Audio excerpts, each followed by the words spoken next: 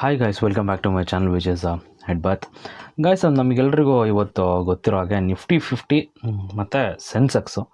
So ಒಂದು 2-3 ಡೇಸಿಂದ ದಿನವೂ ಒಂದು ನೆಗೆಟಿವ್ಸ್ನ ಮಾಡ್ತಾ ಇದೆ. ಅಂದರೆ ಏನು ಕೆಳಗಡೆ ಹೋಗ್ತಾನೆ ಇದೆ. ಇಷ್ಟು ದಿನ ಮಾರ್ಕೆಟು ಪ್ರಾಫಿಟಲ್ಲಿತ್ತು. ಸೊ ದಿನೇ ಹೊಸ ಹೈ ಮಾಡ್ತಿತ್ತು. ಸೊ ಚೆನ್ನಾಗಿ ಹೋಗ್ತಿತ್ತು. ಸೊ ಇತ್ತೀಚಿನ ದಿನಗಳಲ್ಲಿ ಒಂದು 3 ಡೇಸಿಂದ ನೆಗೆಟಿವಲ್ಲಿ ಹೋಗ್ತಾ ಇದೆ. ಸೊ ನೋಡ್ಬೋದು ನೀವು ಸ್ಕ್ರೀನ್ ಮೇಲೆ. ಇವತ್ತು ನಿಫ್ಟಿ 50 0.87% ಅಷ್ಟು ನೆಗೆಟಿವಾಗಿ ಕ್ಲೋಸ್ ಕೊಡ್ತು. ಹಾಗೇ ಸೆನ್ಸೆಕ್ಸು ಕೂಡ 0.78% ಅಷ್ಟು ನೆಗೆಟಿವಲ್ಲಿ ಕ್ಲೋಸನ್ನು ಕೊಡ್ತು. ಸೊ ನೋಡೋಣ ಏನು ರೀಸನ್ ಇರ್ಬೋದು ಅಂತೇಳ್ಬಿಟ್ಟು. ಸೊ ಆ್ಯಕ್ಚುಲಿ ನೋಡೋದಾದರೆ ಬಿಯರ್ಗಳು ತುಂಬಾ ಆ್ಯಕ್ಟಿವ್ ಆಗಿದ್ದಾರೆ. ಸೊ ಆ್ಯಕ್ಚುಲಿ ಇವತ್ತಿನ ದಿನ ಓಪ್ನಿಂಗಲ್ಲಿ ಚೆನ್ನಾಗೇ ಇತ್ತು. ಓಪ್ನಿಂಗಲ್ಲಿ ನೀವು ನೋಡ್ಬೋದು ಯಾವ ಥರ ಓಪ್ನಿಂಗನ್ನು ಕೊಟ್ಟಿದೆ ಅಂತ ಹೇಳ್ಬಿಟ್ಟು. ಸೊ ಓಕೆ ಅನ್ನೋ ಥರ ಓಪ್ನಿಂಗ್ ಕೊಟ್ಟಿದೆ. ಸೊ ಆಮೇಲೆ ಆ ಒಂದು ಇದನ್ನು ಮೇಂಟೈನ್ ಮಾಡೋಕ್ಕೆ ಆಗಲಿಲ್ಲ. ಸೊ ಅಲ್ಟಿಮೇಟಾಗಿ 0.87% ಕ್ಲೋಸಿಂಗನ್ನು ಕೊಡ್ತು. ಸೊ ಮುಂಚೆ ಹೇಳಿದಾಗ ಬಿಯರ್ಗಳು ತುಂಬಾ ಆ್ಯಕ್ಟಿವ್ ಆಗಿ ಇದ್ದಾರೆ ಇವಾಗ. ಸೊ ಏನಕ್ಕಪ್ಪ, ಏನು ರೀಸನ್ ಇರ್ಬೋದು? ಆ್ಯಕ್ಚುಲಿ ಗ್ಲೋಬಲ್ ಮಾರ್ಕೆಟ್ಸ್ ಯಾವುದನ್ನೇ ಕೂಡ ನೋಡಿದ್ರು ನೋಡಿ, ಡೋ ಜಾನ್ಸು ಅಮೇರಿಕನ್ ಮಾರ್ಕೆಟ್ ಇದು. ಸೊ ನಿಕ್ಕಿ ಇದು ಜಪಾನ್ ಮಾರ್ಕೆಟು. ಸೊ ಹಾಗೆಯೇ ಡ್ಯಾಕ್ಸು ಜರ್ಮನಿ ಮಾರ್ಕೆಟು, ಫುಟ್ಸಿ ರಷ್ಯಾ ಮಾರ್ಕೆಟು, ಯಾವುದು FTSE 100 ಇಂಡೆಕ್ಸು. ಸೊ ಈ ಥರ ಗ್ಲೋಬಲ್ ಮಾರ್ಕೆಟ್ಸ್ ಎಲ್ಲವನ್ನೂ ಕೂಡ ನೋಡಿದ್ರೂ ಒಂದು ನಾರ್ಮಲ್ ಆಗಿರ್ತಕ್ಕಂಥ ಟ್ರೇಡಿಂಗ್ನ ಮಾಡ್ತಿದ್ದಾವೆ. ಅಂದರೆ ನಾರ್ಮಲ್ ಆಗಿ ಮೂಮೆಂಟಮನ್ನು ಕೊಡ್ತೀವಿ. ಸೊ ನಮ್ಮ ಇಂಡಿಯಾಗೆ ಏನಾಗಿದೆಯಪ್ಪ, ಇವತ್ತಿನ ದಿನ ಓಕೆ 0.8 ಅಲ್ಲ ಬಿಡು ಅಂತ ಹೇಳ್ಬೋದು. ಬಟ್ ಮೊನ್ನೆ ಅದನ್ನು ನೋಡಿದ್ರೆ ಎಲ್ಲ ಒಂದು ಕಡೆ ಅನಿಸುತ್ತೆ. ಸೊ ಏನು ರೀಸನ್ ಏನಿರ್ಬೋದು? ಆ್ಯಕ್ಚುಲಿ ಗ್ಲೋಬಲ್ ಮಾರ್ಕೆಟ್ಸ್ ಎಲ್ಲವೂ ಕೂಡ ಚೆನ್ನಾಗೇ ಇದ್ದಾರೆ. ಇದನ್ನು ನೋಡ್ಬೋದು.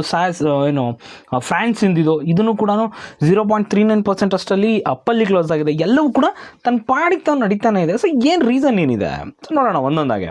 ಸೊ ಇದು ಅಕ್ಸಂಪ್ಷನ್ಸ್ ಅಂದರೆ ಒಂದು ಪಾಸಿಬಿಲಿಟೀಸ್ ಆಗಿರಬಹುದು ಅಂತ.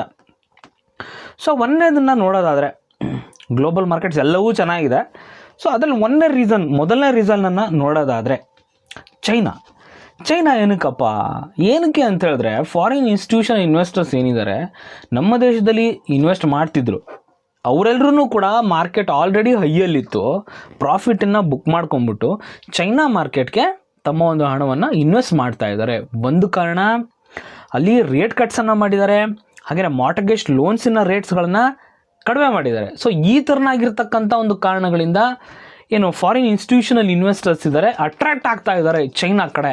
ಅಂದರೆ ಆ ಕಡೆ ಒಂದು ಹೊಸ ಯೋಜನೆಗಳಿಂದ ಇತ್ತೀಚೆಗೆ ಬಂದಿರತಕ್ಕಂಥದ್ದು ಅದು ಯೋಜನೆಗಳು. ಸೊ ಆ ಯೋಜನೆಗಳಿಂದಾಗಿ FIIಗಳು ಆ ಕಡೆ ಜಾಸ್ತಿ ಒಲವನ್ನು ತೋರಿಸ್ತಿದ್ದಾರೆ. ಅಂದರೆ ಮಾರ್ಕೆಟಲ್ಲಿ ಇಲ್ಲಿಂದ ತೆಗೆದುಬಿಟ್ಟು ಅಮೌಂಟ್ನ ಪ್ರಾಫಿಟ್ ಬುಕ್ ಮಾಡಿ ಸೊ ಅಲ್ಲಿ ಹೋಗಿ ಇನ್ವೆಸ್ಟ್ ಮಾಡ್ತಿದ್ದಾರೆ. ಸೊ ಓಕೆ, ನೆಕ್ಸ್ಟ್ ರೀಸನ್ನ ನೋಡೋದಾದರೆ ಆಯಿಲ್ ಪ್ರೈಸು ಗಗನಕ್ಕೇರ್ತಾ ಇದೆ. ಅಂದರೆ ಸಖತ್ ವಾಲಿಟಿಲಿಟಿ ಇದೆ. WTI ಕ್ರೂಡ್ ಆಯಿಲ್ ನೋಡ್ಬೋದು ನೀವು 1% ಅಪ್ಪಲ್ಲಿದೆ. ಹಾಗೆಯೇ ಬ್ರೆಂಟನ್ನು ಕೂಡ 1.42% ಅಪ್ಪಲ್ಲೇ ಇದೆ. ಸೊ ಇದು ಕೂಡ ಕಾಸ್ಟ್ಲಿ ಆಗ್ತಿದೆ. ಅಂದರೆ ಏನಪ್ಪ ಅಂದರೆ ಇರಾನ್ ಇಸ್ರೇಲ್ ಏನು ವಾರ್ ನಡೀತಿದೆಯಲ್ಲ, ಸೊ ಆ ರೀಸನ್ನಿಗೆ.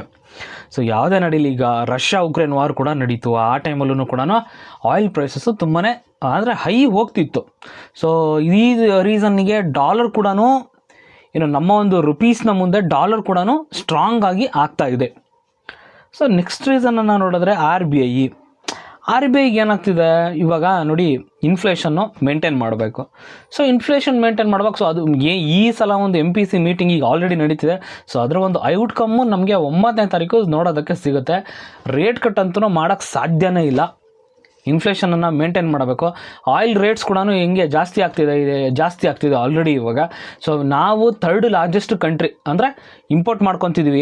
ಕ್ರೂಡ್ ಆಯಿಲ್ನ ಇಂಪೋರ್ಟ್ ಮಾಡ್ಕೊಳೋದ್ರಲ್ಲಿ ನಾವು 3rd ಲಾರ್ಜೆಸ್ಟ್ ಕಂಟ್ರಿ. ಅಷ್ಟು ಒಂದು ನಮಗೆ ಕ್ರೂಡ್ ಆಯಿಲ್ ಅವಶ್ಯಕತೆ ಇದೆ.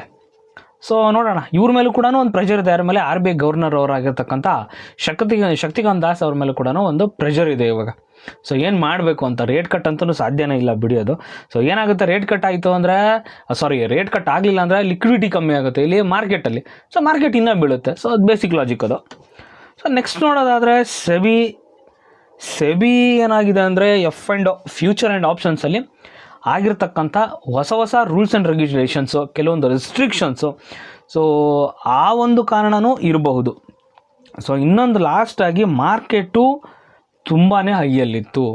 ಸೊ ಮುಂಚೆನೇ ಹೇಳ್ದಾಗ ನಾನು, ಚೈನಾದವರು FIIಗಳು ಪ್ರಾಫಿಟ್ ಬುಕ್ ಮಾಡ್ಕೊಂಡ್ಬಿಟ್ಟು ಚೈನಾದಲ್ಲಿ ಹೊಸ ಅಟ್ರಾಕ್ಟಿವ್ ಯೋಜನೆಗಳಿದ್ದಾವೆ ಅಂತ ಹೇಳ್ಬಿಟ್ಟು ಸೊ ಅಲ್ಲಿಗೆ ಏನು ಶಿಫ್ಟ್ ಆಗ್ತಾ ಇದ್ದಾರೆ. ಅಂದರೆ ದುಡ್ಡನ್ನ ಏನು ಪ್ರಾಫಿಟ್ ಬುಕ್ ಮಾಡ್ಕೊಂಬಿಟ್ಟು ಆ ದುಡ್ಡನ್ನು ಏನು ಚೈನಾ ಮಾರ್ಕೆಟಲ್ಲಿ ಇನ್ವೆಸ್ಟ್ ಮಾಡ್ತಾರೆ. ಸೊ ಅದೊಂದು ಕೂಡ ರೀಸನ್ ಆಗಿರ್ಬೋದು.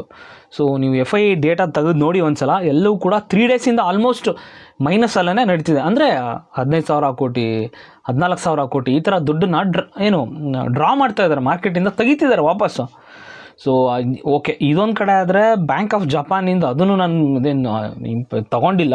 ಆ್ಯಕ್ಚುಲಿ ಅದೊಂದು ಫ್ಯಾಕ್ಟರ್ ಕೂಡ ಹೌದು. ಬ್ಯಾಂಕ್ ಆಫ್ ಜಪಾನಲ್ಲಿ ಹೊಸ ಪ್ರೆಸಿಡೆಂಟ್ ಬಂದಿದ್ದಾರೆ, ಅವರು ರೇಟ್ ಹೈಕ್ನ ಜಾಸ್ತಿ ಮಾಡೋ ಕಡೆ ಒಲವನ್ನು ತೋರಿಸ್ತಾ ಇದ್ದಾರೆ. ಸೊ ಅವ್ರು ಮಾಡಿದರೆ ಅಫ್ಕೋರ್ಸ್ ಪ್ರೆಸಿಡೆಂಟ್ ಆಫ್ ಏನು ನಮ್ಮ US ಪ್ರೆಸಿಡೆಂಟ್ ಇದ್ದಾರೆ, ಸೊ ಅವ್ರು ಕೂಡ ಮಾಡಲೇಬೇಕಾಗುತ್ತೆ. ಒಂದೆಲ್ಲ ಇಂಟರ್ಲಿಂಕ್ಡ್ ಆಗಿರುತ್ತೆ ಇದು. ಸೊ ಈ ಇಷ್ಟೆಲ್ಲ ರೀಸನ್ ಹೇಳಿದೆ. ಸೊ ಎಲ್ಲ ಮೇಜರ್ ರೀಸನ್ಗಳಲ್ಲಿ ಜಾಸ್ತಿ ಇರ್ತಕ್ಕಂಥದ್ದು internal reasons. So internal reasons ಏನಪ್ಪ, ನಮ್ಮ ದೇಶದಲ್ಲೇ ಆಗ್ತಿರ್ತಕ್ಕಂಥ ಕೆಲವೊಂದು ರೀಸನ್ಸ್ಗಳಿಂದ ಮಾರ್ಕೆಟು ಕ್ರ್ಯಾಶ್ ಆಗ್ತಿರೋದು, ಅಂದರೆ ಮಾರ್ಕೆಟು ಬೀಳ್ತಾ ಇರೋದು.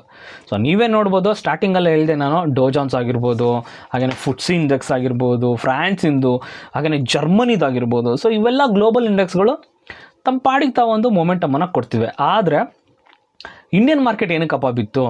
ಸೊ ಒಂದು ವರ್ಷ ಇರುತ್ತೆ. ಏನಂದರೆ ನಿನ್ನೆ ದಿನ ಡೋ ಜೋನ್ಸ್ ಚೆನ್ನಾಗಿ ಪರ್ಫಾರ್ಮೆನ್ಸ್ ಮಾಡಿತ್ತು. ಸೊ ಇವತ್ತು ಪರ್ಫಾರ್ಮೆನ್ಸ್ ಚೆನ್ನಾಗೇ ಮಾಡಬೇಕು. ಸೊ ಮಾಡಲಿಲ್ಲ. ಏನು ಅಂದ್ಕೊಂಡಿದ್ವಿ, ಬೂಮ್ ಅಂತ ಹೋಗ್ಬಿಡುತ್ತೆ ಅಂದ್ಕೊಂಡಿದ್ವಿ. ಅದೇನಾಯಿತು, ಮಾಡಲಿಲ್ಲ, ಪರ್ಫಾರ್ಮೆನ್ಸ್ನ ತೋರಿಸ್ಲಿಲ್ಲ. ಸೊ ಆದ ಕಾರಣ ಯಾವುದೂ ಕೂಡ ಅಂದರೆ ಒಂದು ವರ್ಷ ಅದು ಆಗುತ್ತೆ ಅಂತ ಹೇಳ್ಬಿಟ್ಟು ಯಾವಾಗ್ಲೂ ಆಗಲ್ಲ. ಸೊ ಇವತ್ತಾಯ್ತಲ್ಲ, ಈ ಥರ ಆಗಿಬಿಡುತ್ತೆ.